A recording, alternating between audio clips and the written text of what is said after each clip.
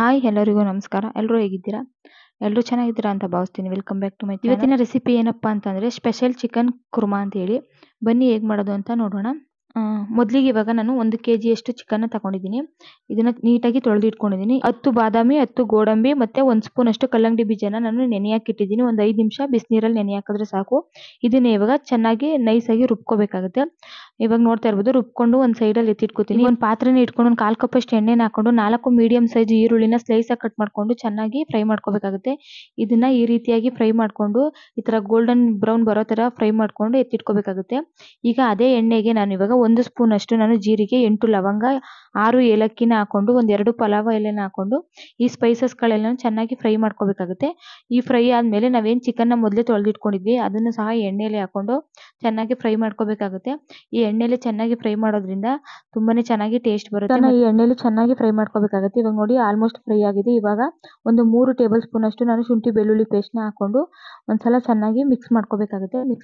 ಶುಂಠಿ ಬೆಳ್ಳುಳ್ಳಿ ಪೇಸ್ಟ್ ಅಲ್ಲಿ ಇರುವಂತ ರಾಸ್ ಮೇಲೆಲ್ಲ ಹೋಗೋವರೆಗೂ ನೀವು ಚೆನ್ನಾಗಿ ಫ್ರೈ ಮಾಡ್ಕೋಬೇಕು. ಇವಾಗ ನೋಡ್ತಾ ಇರ್ಬೋದು, ಚೆನ್ನಾಗಿ ಫ್ರೈ ಆದ್ಮೇಲೆ ಒಂದು ಅರ್ಧ ಸ್ಪೂನ್ ಅಷ್ಟು ಅರಿಶಿಣ, ಒಂದು ಅರ್ಧ ಸ್ಪೂನ್ ಅಷ್ಟು ಚಿಲ್ಲಿ ಪೌಡರು ಮತ್ತೆ 1 ಸ್ಪೂನ್ ಅಷ್ಟು ಕಾಶ್ಮೀರಿ ರೆಡ್ ಚಿಲ್ಲಿ ಪೌಡರ್ ಹಾಕೋದ್ರಿಂದ ಕಲರ್ ಚೆನ್ನಾಗಿ ಬರುತ್ತೆ ಅಂತ ಹೇಳಿ. ಆಪ್ಷನಲ್ಲೂ ಬೇಕಂದ್ರೆ ಹಾಕೋಬಹುದು, ಬೇಡ ಅಂದ್ರೆ ಬೇಡ. 2 ಸ್ಪೂನ್ ಧನಿಯಾ ಪುಡಿನ ಹಾಕೊಂಡು ರುಚಿಗೆ ತಕ್ಕಷ್ಟು ಉಪ್ಪನ್ನ ಹಾಕೊಂಡು ಚೆನ್ನಾಗಿ ನಾವು ಮಿಕ್ಸ್ ಮಾಡ್ಕೋಬೇಕಾಗುತ್ತೆ. ನಾವು ಎಲ್ಲೂ ಉಪ್ಪು ಹಾಕಿಲ್ಲ, ಇಲ್ಲಿನೇ ಹಾಕ್ತಾ ಇರೋದು. ಸ್ವಲ್ಪ ನೋಡ್ಕೊಂಡು ಹಾಕೋಬೇಕಾಗುತ್ತೆ. ಉಪ್ಪನ್ನ ಹಾಕೊಂಡು ಚೆನ್ನಾಗಿ ಫ್ರೈ ಮಾಡ್ಕೋಬೇಕಾಗುತ್ತೆ. ನಾವು ಹಾಕಿರುವಂತ ಮಸಾಲೆ ಎಲ್ಲ ಚೆನ್ನಾಗಿ ಫ್ರೈ ಆಗಬೇಕು, ಚಿಕನಿಗೆ ಹಿಡಿಬೇಕು. ಇವಾಗ ನೀವು ನೋಡ್ತಾ ಇರ್ಬೋದು, ಒಂದು ಅರ್ಧ ಕಪ್ ಅಷ್ಟು ನಾನು ಮೊಸರನ್ನ ಹಾಕೊಂಡು ಚೆನ್ನಾಗಿ ಚಿಕನ್ ಜೊತೆಗೆ ಫ್ರೈ ಮಾಡ್ಕೊತಾ ಇದ್ದೀನಿ. ಇವಾಗ ನೋಡ್ತಾ ಇರ್ಬೋದು, ಎಣ್ಣೆ ಎಲ್ಲ ಬಿಟ್ಕೊಂಡಿದೆ ಮತ್ತೆ ಮೊಸರು ಕೂಡ ಚೆನ್ನಾಗಿ ಬ್ಲೆಂಡ್ ಆಗಿದೆ ಚಿಕನ್ಗೆ. ನೋಡ್ತಾ ಇರ್ಬೋದು ಚೆನ್ನಾಗಿ ಫ್ರೈ ಆಗಿದೆ. ಇದಕ್ಕೆ ಈಗ ಒಂದು ಸ್ಪೆಷಲ್ ಆಗಿ ನಾವು ಒಂದು ಮಸಾಲೆನ ಇದಕ್ಕೆ ಹಾಕ್ಬೇಕಾಗುತ್ತೆ. ಇದನ್ನ ಹಾಕೋದ್ರಿಂದ ಚೆನ್ನಾಗಿ ಟೇಸ್ಟ್ ಬರುತ್ತೆ ಚಿಕನ್. ಇವಾಗ ನೀವು ನೋಡ್ತಾ ಇರ್ಬೋದು, 10 ಕಾಳಷ್ಟು ಮೆಣಸು, ಒಂದು 2 ಚಕ್ಕೆ, 2 ಏಲಕ್ಕಿ ಮತ್ತೆ ಜಾಯಪತ್ರೆ, 1 ಸ್ಪೂನ್ ಅಷ್ಟು ಜೀರಿಗೆ. ಇವಾಗ ನೀವು ನೋಡ್ತಾ ಇರ್ಬೋದು, ಈ ರೀತಿಯಾಗಿ ನಾನು ತರ್ತರಿಯಾಗಿ ರುಬ್ಕೊಂಡಿದ್ದೀನಿ.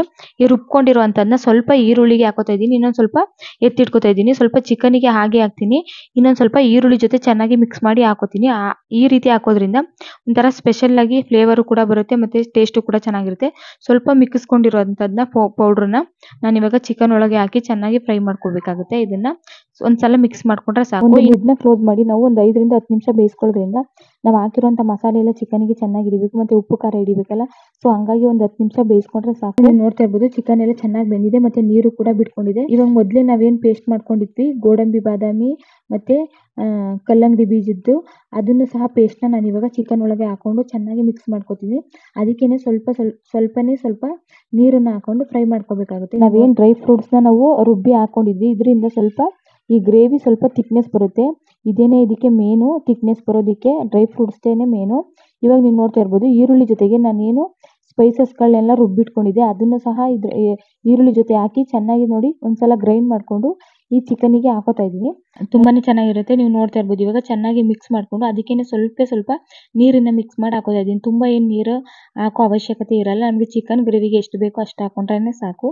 ಇವಾಗ ಒಂದ್ಸಲ ಮಿಕ್ಸ್ ಮಾಡ್ಕೋಬೇಕು. ಸ್ವಲ್ಪ ಎಣ್ಣೆ ಜಾಸ್ತಿ ಆಗ್ಬಿಟ್ಟಿದೆ, ಸ್ವಲ್ಪ ಕಮ್ಮಿ ಕೂಡ ನೀವು ಹಾಕೋಬಹುದು. ಇವಾಗ ಇನ್ನೊಂದು 2 ನಿಮಿಷ ಚೆನ್ನಾಗಿ ನಾವು ಬೇಯಿಸ್ಕೊಂಡ್ರೆ ಆಲ್ರೆಡಿ ಒಂದು 80% ಚಿಕನ್ ಬೆಂದಿದೆ. ಇನ್ನೊಂದು ಸ್ವಲ್ಪ ಬೆಂದರೆ ಸಾಕು. ಈ ಚಿಕನ್ ಗ್ರೇವಿನ ಚಪಾತಿ ಜೊತೆ, ಪೂರಿ ಜೊತೆ ಮತ್ತೆ ಗಿರೇಸ್ ಜೊತೆ ತಿನ್ನಕ್ಕೆ ತುಂಬಾನೇ ಚೆನ್ನಾಗಿರುತ್ತೆ, ತುಂಬಾನೇ ಟೇಸ್ಟಿ ಕೂಡ ಆಗಿರುತ್ತೆ. ನೀವು ಒಂದ್ಸಲ ಟ್ರೈ ಮಾಡಿ, ತುಂಬಾ ಚೆನ್ನಾಗಿರುತ್ತೆ. ಈ ಡ್ರೈ ಫ್ರೂಟ್ಸ್ನ ನಾವೆಲ್ಲ ಹಾಕಿರೋದ್ರಿಂದ ತುಂಬಾನೇ ಟೇಸ್ಟ್ ಚೆನ್ನಾಗಿ ಕೊಡುತ್ತೆ. ಮತ್ತೆ ಸ್ಪೆಷಲ್ ಚಿಕನ್ ಕುರ್ಮಾ ರೆಡಿ ಆಯ್ತು. ಇವಾಗ ನೀವು ನೋಡ್ತಾ ಇರ್ಬೋದು ಎಷ್ಟು ಚೆನ್ನಾಗಿ ಗ್ರೇವಿ ಬಂದಿದೆ ಅಂತ ಹೇಳಿ. ನಾವೇನು ಡ್ರೈ ಫ್ರೂಟ್ಸ್ನ ಹಾಕಿದೋ ಅದರಿಂದನೇ ಡಬಲ್ ಆಗಿ ರುಚಿ ಬರುತ್ತೆ ಅಂತಾನೆ ಹೇಳ್ಬೋದು ಈ ಚಿಕನ್ ಕುರ್ಮಾಗೆ. ಇದಿಷ್ಟೇನೆ ಇವತ್ತಿನ ವಿಡಿಯೋ. ಇಷ್ಟ ಆಗಿದ್ರೆ ಲೈಕ್ ಮಾಡಿ, ಶೇರ್ ಮಾಡಿ, ಕಮೆಂಟ್ ಮಾಡಿ. ಮತ್ತೆ ಸಿಗ್ತೀನಿ ಮುಂದಿನ ವಿಡಿಯೋ ಜೊತೆಗೆ. ಎಲ್ಲರಿಗೂ ಧನ್ಯವಾದಗಳು. ಹೀಗೆ ಸಪೋರ್ಟ್ ಮಾಡ್ತಾ ಇರಿ ಅಂತ ಕೇಳ್ಕೊತೀನಿ.